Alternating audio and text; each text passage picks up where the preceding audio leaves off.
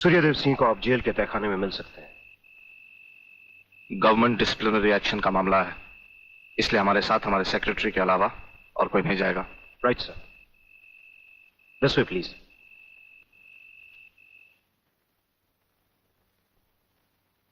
आप इधर उधर देखने की तकलीफ मत उठाइए मंत्री साहब, हम देख भी चुके हैं और सुन भी चुके हैं। यहाँ दीवारें तो हैं लेकिन इनके कान नहीं। आपका वागले से अलग हो जाना, वागले का भरी अदालत में आपके खिलाफ बयान देना, आपका गिरफ्तार होना भाई ये सब मेरी समझ में पूरी तरह से नहीं आया। इसलिए तो आपको हमने याद किया है। और जब कभी सुबह समझा जाता है तो इंस्पेक्टर वागले इसी तरह भेस बदल कर हमसे मिलने यहाँ आते रहते हैं।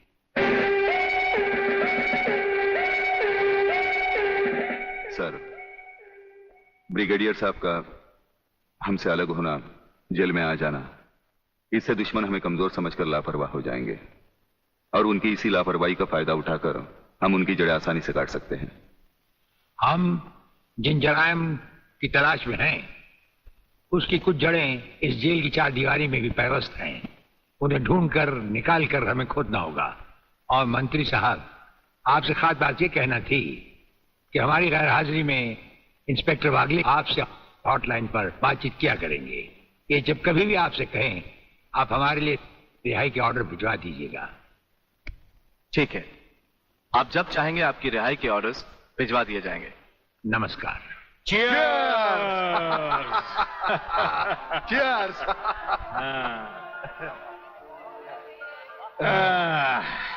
नया साल बहुत बहुत मुबारक हो प्रलयनाथ। नया साल तुम्हें मुबारक और सूर्यदेव सिंह का जेल जाना मुझे मुबारक। राधा बिटिया कहीं नजर नहीं आ रही। नजर तो तुम्हारा बेटा रसिक नाथ भी नहीं आ रहा। अरे भाई, इन नौजवान लोगों का हम बूढ़ों से क्या मतलब। मना रहे होंगे कहीं नया साल अपने जवान दोस्तों के साथ। प्लीज रसिक, ऐसा मत करो ना। अगर ऐसा नहीं करूंगा तो नए साल का सेलिब्रेशन अधूरा रह जाएगा मेरी जान। रसिक, तुम जानते हो मैं तुम्हारे बच्चे की माँ बनने वाली हूँ। माँ? यानी प्रेग्नेंट?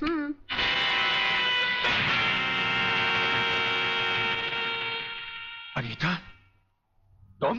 हाँ, मैं। कह दो इसे भी, प्रेगनेंसी में परेशानी क्या है, करवा लो अबॉर्शन। शादी बाद में कर लेंगे, अभी तो हम बच्चे हैं। क्यों, यही कहा था ना तुमने मुझसे? और न जाने किस किस से कहा होगा। अनीता, अनीता, कब तक तुम मुझे यूं ही ब्लैकमेल करती रहोगी? राधा, राधा ये सब तुमसे झूठ बोल रही है। ये मुझे बदनाम करना चाहती है। इसकी बातों में मत आना तुम। मैं भी तुम्हारी तरह इसकी भोली भाली बातों में आकर इसके बच्चे की माँ बनने वाली हूँ। मेरे बच्चे की माँ? अरे ना जाने किस किस का पाप अपने पेट में पालकर तू मुझे उसका पाप बना रही है। रसिकनाथ, जिसका पाप मेरे पेट में है, उसी पापी का अंत करने आई हूँ।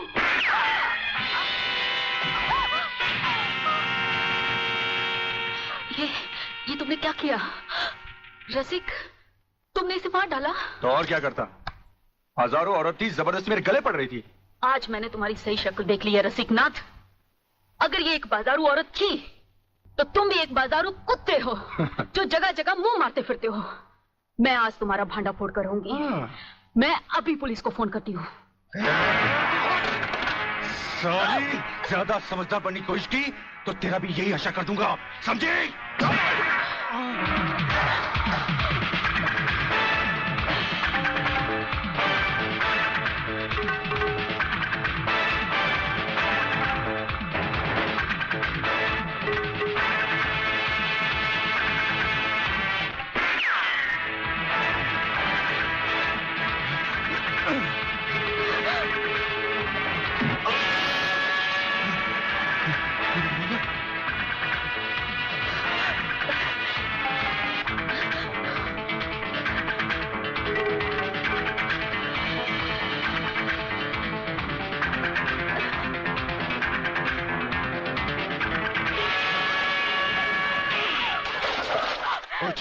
पुलिस को बताएगी,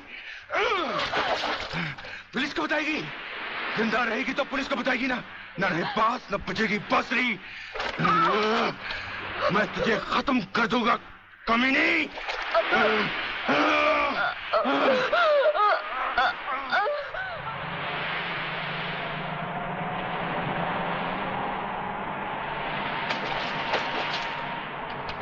तो पीने का मजा ही नहीं आता। अरे क्या हुआ? अबे सामने देख, लड़की की लाश। अरे नहीं यार, ये भी कोई हमारी तरह नशे और मस्ती में चूर लगती है। चलो उसे और पिलाते हैं, अपना भी नया साल सुधर जाए। अबे नया साल सुधारने के बच्चे, अगर लफड़े में फंस गए ना तो जिंदगी बिगड़ जाएगी। हमें क्या मालूम वो जिंदा है या मुर्दा? क्यों संजू? कुछ भी हुआ लोग, मगर इंसानियत के नाते उसे देखना हमारा फर्ज है। चलो चलो देखते हैं।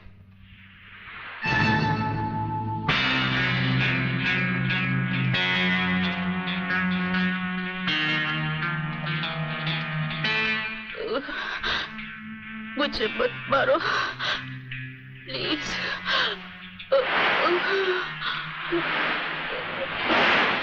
भगवान प्लीज मुझे मत मारो।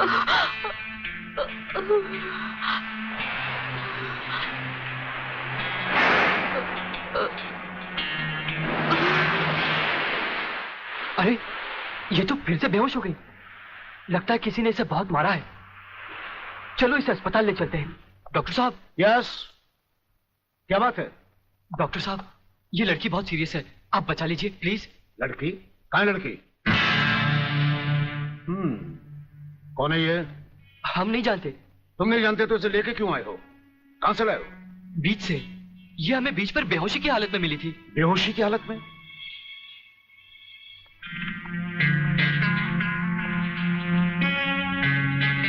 इसकी हालत तुम लोगों ने इसके साथ 31st नाइट बना के तो नहीं की है ना? हम लोगों ने? ये क्या कह रहे हैं डॉक्टर साहब? नहीं नहीं, हम लोगों ने ऐसा कुछ नहीं किया। देखा तुम लोगों ने? मैं तुम लोगों को पहले ही कह रहा था। मगर नहीं यार, चुप रह तू, डरता क्यों है? डॉक्टर साहब, ये वक्त इधर उधर की बातों का नहीं है। हम पर भरोसा कीजिए और जल्दी से इलाज कीजिए। बातों से समझदार मालूम होते और मुंह से शराब की बदबू भी आ रही है। लेकिन भाई मेरे ये मामला तो पुलिस का है। पुलिस? हाँ। मगर पुलिस क्यों डॉक्टर साहब? क्योंकि इस तरह के केसेस पुलिस में दर्ज करवाए जाते हैं। मैं इंस्पेक्टर को अभी बुलाता हूँ। इंस्पेक्टर नीचे बैठा है। डॉक्टर साहब, संजय। आप लोग बैठिए। इंस्पेक्टर, कहाँ गए वो लोग? साहब, हम लोगों को मार के वो दोनों भाग गए। क्या बात है डॉक्टर साहब, आप इतने परेशान क्यों हैं? इंस्पेक्टर साहब, पता नहीं वो 3 लड़के इस लड़की को बेहोशी की हालत में यहाँ लाए। मैं आपको बुलाने गया, इतने में वो भाग गए। भाग गए?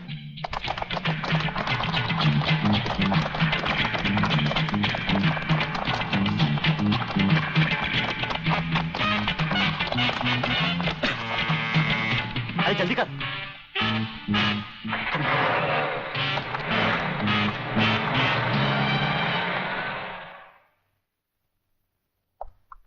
सर, ये है उस लड़की की मेडिकल रिपोर्ट। रेप केस है? नो सर, लड़की के पेट में 2 महीने का बच्चा है। लड़की को होश आया? No sir. उसका कुछ अता पता? अब तो उसके होश में आने के बाद ही पता लगेगा कि वो कौन है और उसके पेट में बच्चा किसका है। अंकल सेब में अंकल। अरे अंकल सेब में अंकल। अरे बेटे, अंग्रेजी को मार गोली और हिंदी में समझा। क्या बात है? काकाश्री, पिताश्री मेरे परलोक सुधारने का प्रबंध कर रहे हैं। अरे तुम वो मेरी हत्या कर। तुम जैसी कमीना औलाद को मार डालना ही बेहतर होगा। देखता हूँ आज तुम्हें कौन बचाता है। प्रलयनाथ, तुम बीच में मत बोलो जीवनलाल। इस कमीने ने आज मेरी इज्जत मिट्टी में मिला दी है। मैं इसे जान से मारू। बात क्या है? क्या किया इसने? ये बात तुम मुझसे पूछो तो अच्छा होगा। अच्छा अच्छा, रुक जाओ, शांति करो। बेटे रसिक, चलो उठो, बताओ क्या बात है? अंकल, अंकल मैं। हाँ हाँ बोलो, डरो मत। अंकल मैं एक लड़की से मोहब्बत करते हो, यही ना? हाँ। तुम भी कमाल करते हो प्रलयनाथ। बेटे की मोहब्बत बर्दाश्त नहीं कर पाए, उसे मारने पर तो लाए। अरे मोहब्बत करना तो आजकल के नौजवानों का फैशन है। बात यह नहीं है जीवनलाल, सच तो यह है कि इसकी मोहब्बत के चक्कर में वो लड़की इसके बच्चे की मां बनने वाली। ओहो, तो इसमें कौन सी नई बात है? करवा दो शादी। और अगर लड़की अपने बराबर की नहीं है तो करवा दो एबॉर्शन। मगर जीवनलाल बात यह है। अरे यार, ऐसे मामले में बात कुछ नहीं होती, सीधी सी बात है।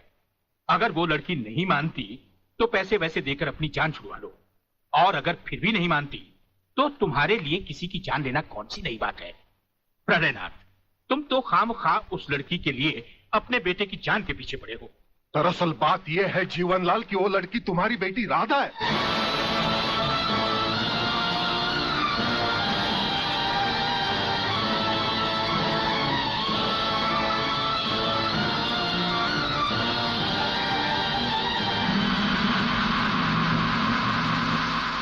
सारी चीजें दर्ज कर ली? जी साहब। और हाँ, इस डेड बॉडी को जल्द से जल्द पोस्टमार्टम। साहब ये पर्स मिला है।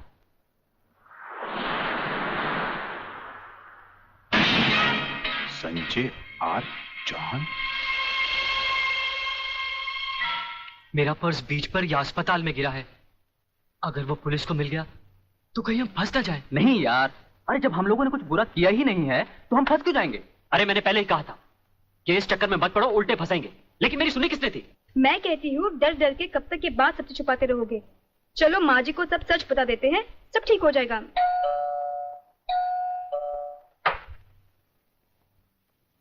नमस्ते।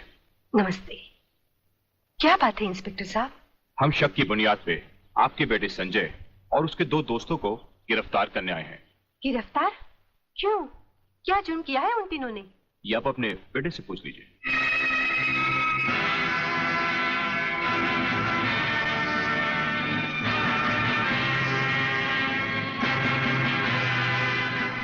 वाह गोटिया वाह, क्या खुशखबरी लाया है।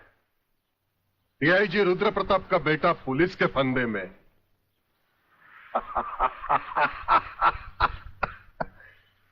बाप ईमानदारी की मौत मर गया, अब बेटा कानून की मौत मरेगा।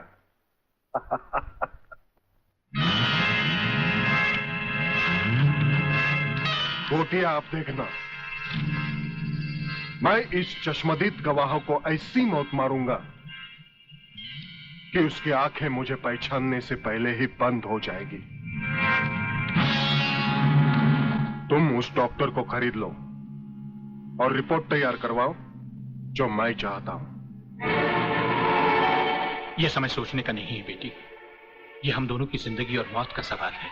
पिताजी, पुलिस पूछेगी तो मैं क्या बताऊंगी? किसका नाम लूंगी? पुलिस को तुम ये बताना कि तुम्हारे साथ बलात्कार हुआ है। हाँ बेटी, बलात्कार। प्रलयनाथ की प्रलय से बचने का ये एक ही तरीका है। तुम उन्हीं 3 लड़कों का नाम पुलिस को बता देना जिन्होंने तुम्हें अस्पताल पहुंचाया है। पिताजी, लगता है पापियों के साथ रहकर आपका दिमाग भी उन्हीं की तरह हो गया है। आप ये कह रहे हैं मैं उन लड़कों को फांसी के फंदे तक पहुंचा दूं जिन्होंने मेरी जिंदगी बचाई? नहीं पिताजी, मैं ऐसा हरगिज नहीं करूंगी, हरगिज नहीं करूंगी। बेटी, इतिहास गवाह है, आदमी ने अपनी जान को बचाने के लिए अपने ही भाइयों की लाशों को कुचला है। ये दुनिया का नियम है बेटी। फिर वो तीनों हमारे लगते भी क्या हैं? अगर उन्हें फांसी लग भी गई तो हमारा क्या जाएगा? बेटी, उन लोगों की जिंदगी से कहीं ज्यादा कीमती हमारी जिंदगी है। पुलिस को वही बताना जो मैंने तुम्हें कहा है। मगर गुप्ता जी, किसी के सपने पूरे करने के लिए किसी के अरमानों का गला तो नहीं घोटना चाहिए। ये पाप है। राधा तो प्रेग्नेंट है और आपने पैसे के लिए उसके बलात्कार की गलत रिपोर्ट तैयार कर दी। तुम मेरे सीनियर हो या मैं तुम्हारा सीनियर, पेशे का सबक मुझे मत सिखाओ, समझे? सीनियर और जूनियर का मतलब ये तो नहीं सर कि आप कुछ भी करें और मैं चुपचाप देखता रहूं। ऐसा कभी नहीं होगा। मैं आपकी गलत रिपोर्ट पर हरगिज साइन नहीं करूंगा जो उन 3 निर्दोषों को फांसी के फंदे तक पहुंचा दे। डॉक्टर सिन्हा, आज से 5 साल पहले डॉक्टर श्रीवास्तव ने इसी तरह की एक गलत रिपोर्ट पर साइन करने से इनकार कर दिया था। गुंडा स्वामी के आदमियों ने उसे 6ठी मंजिल से नीचे फेंक दिया और पुलिस ने उसकी मौत को आत्महत्या समझकर उसकी फाइल हमेशा हमेशा के लिए बंद कर दी। अगर तुम भी उसी राह पर चलना चाहते हो तो एज यू विश।